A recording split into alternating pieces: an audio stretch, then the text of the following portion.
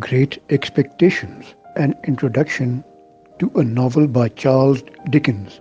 Great Expectations is a novel written by the English writer Charles Dickens and published in book form in 1861. This novel tells the story of an orphan boy, Philip Pirrip, who is called Pip by everyone and who lives with his elder sister, Mrs. Gargery, and her husband, Joe.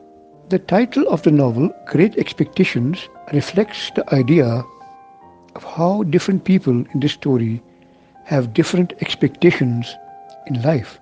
For example, young Pip, the main character, being a poor orphan, has expectations and hopes of becoming rich and having a better life.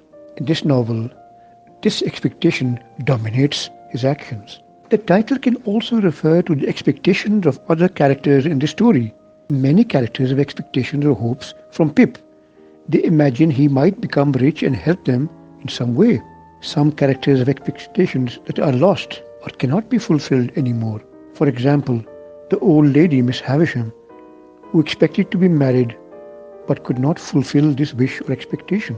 The title can further also be seen as a social comment by Dickens, the writer, on the Victorian society of the time. He reflects on the themes of social class and ambition and the way people are faced with various desires and pressures for material success.